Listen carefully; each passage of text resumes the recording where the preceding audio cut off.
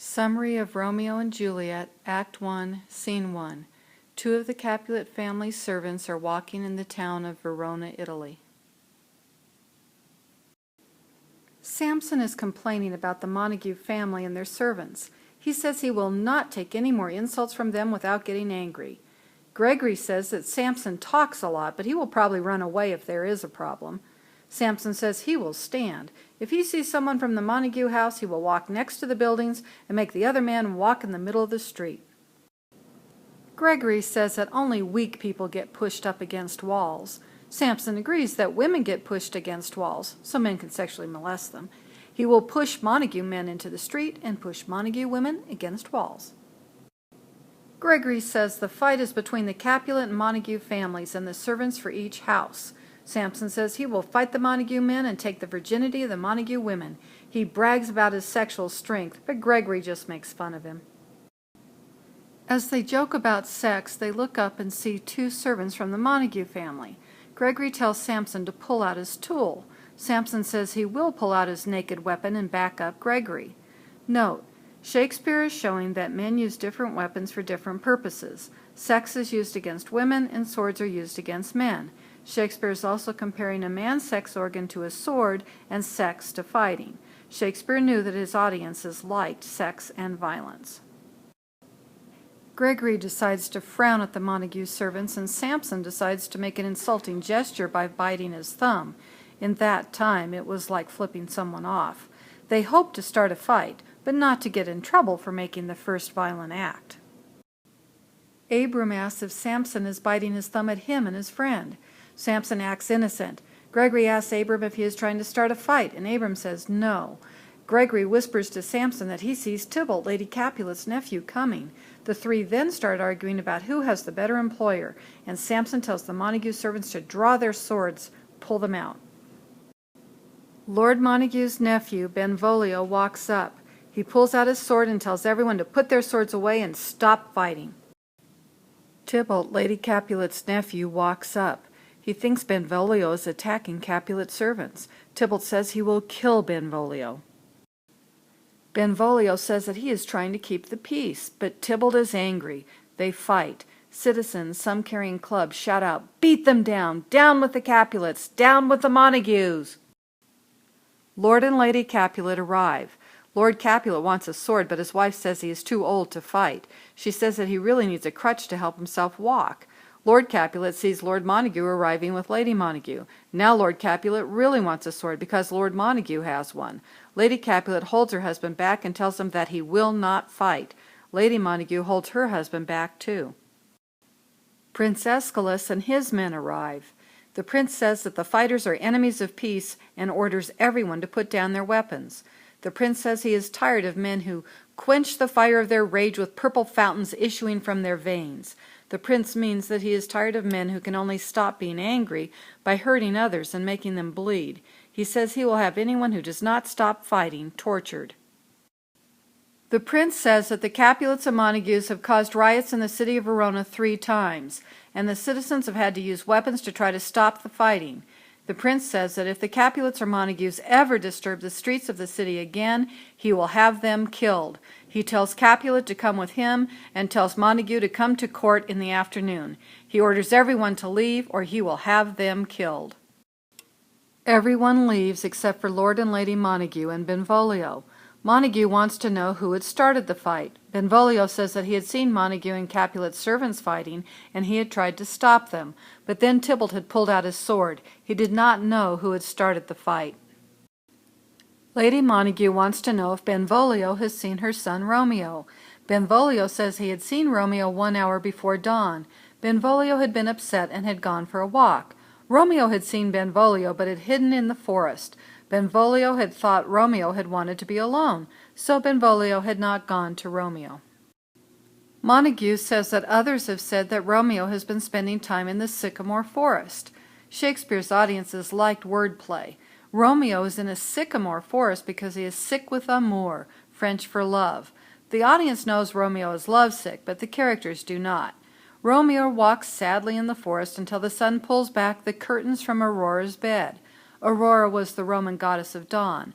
Then Romeo would return home and make an artificial night by closing his curtains. He would sit sadly in the dark. Benvolio and Montague do not know why Romeo is so sad. They do not know why he stays out all night and then returns home to spend the day in a dark room. Montague says his son is like a flower bud that will not open because a worm has destroyed it. He thinks a wise person must help his son or there will be bad news.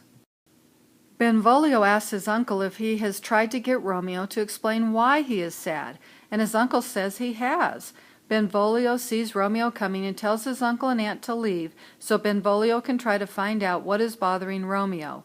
Lord and Lady Montague leave. Romeo walks up and Benvolio says good morning.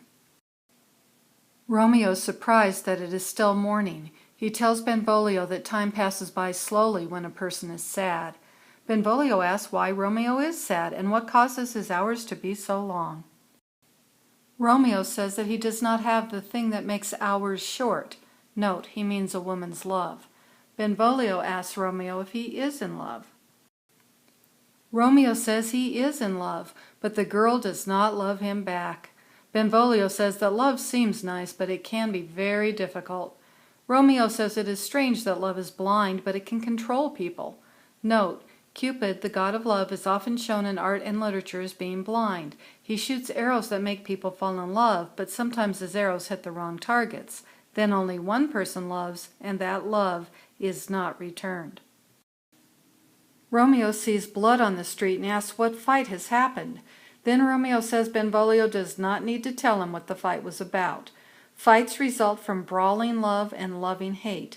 Romeo says love comes out of nothing and it is a heavy lightness and a serious vanity. Love is a feather of lead, bright smoke, cold fire, sick health, and still waking sleep. Note, Romeo thinks love makes a person feel every emotion. He thinks love is full of opposites and cannot be understood. Readers should think about how love, something viewed as good, can cause someone to fight and kill. Romeo asks if Benvolio is laughing at him and his ideas about love. Benvolio says he is not laughing. Benvolio is crying about Romeo being so sad. Romeo says that love brings sadness, and Benvolio's sadness only adds to Romeo's. Shakespeare has Romeo make more metaphors about love. Romeo says that love is smoke from lovers' sighs. When love doesn't go well, lovers can make an ocean with their tears. Love is madness. Love is a sweet candy you choke on. Note, the author of Romeo and Juliet is William Shakespeare.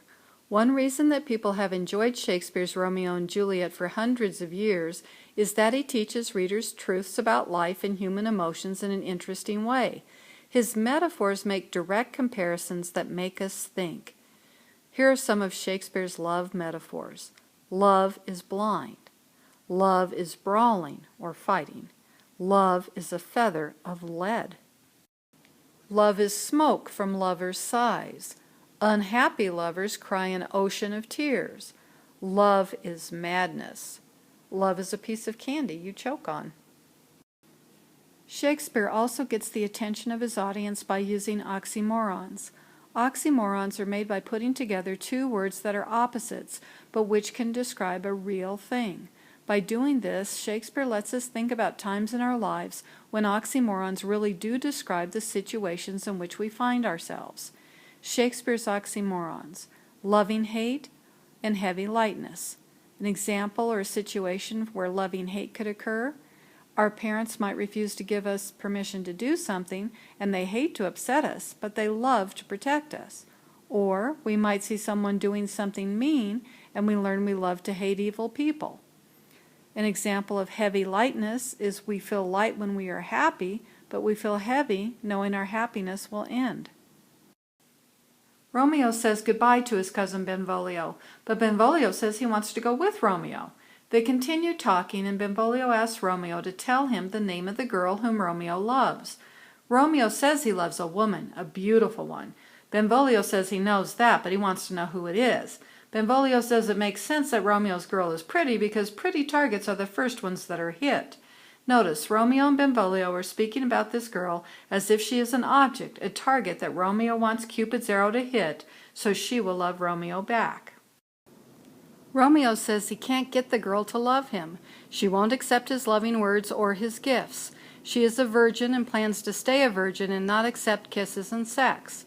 Romeo says the girl is wasting her beauty. When she dies, her beauty will be gone. Romeo says that the girl is also wasting her beauty by not having sex. No sex means she will not pass her beauty on to future generations. Romeo says the girl's actions have left him alive to speak about her, but he feels dead because he needs the girl's love. Benvolio says Romeo should stop thinking about the girl. Romeo asks Benvolio to teach him how to not think. Benvolio says Romeo can stop thinking if he uses his eyes to look at other pretty girls. Romeo says that seeing other beautiful girls will only make him think of how much more beautiful his girl is. When a girl wears a black mask, a boy wants to see the beauty hidden under that mask. When a blind man loses his sight, he never forgets having it. If Romeo sees another beautiful girl, it will be like getting a written note reminding him that his girl is the most beautiful of all. Romeo says Benvolio cannot teach him how to forget his girl. Benvolio says he will teach Romeo how to forget the girl, or Benvolio will die trying.